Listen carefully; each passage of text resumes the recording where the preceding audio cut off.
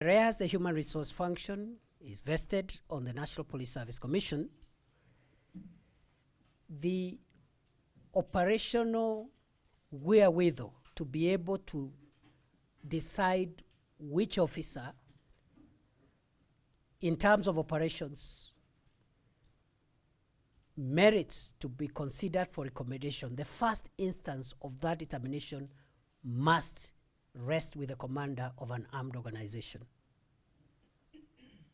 Because the parameters of assessment are largely operational competencies and capabilities. And therefore, what is required, if you, in my humble view, and I've made these views known to both the Commission and the Inspector General when they were squabbling in public, I made it clear that whereas the Commission has the powers,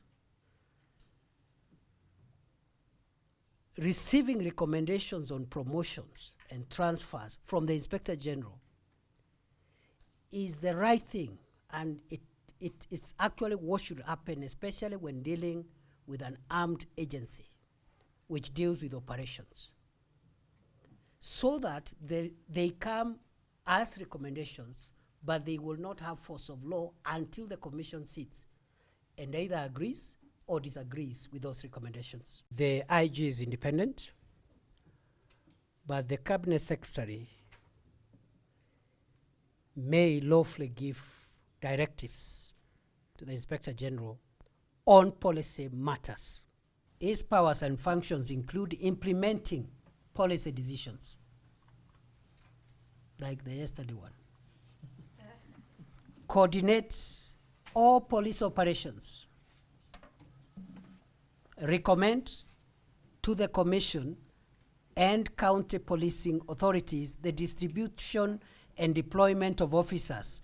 Now, what I was talking about, the input of the IG in recruitment, promotions, transfers, has been captured in this section 10 because it says recommend to the Commission.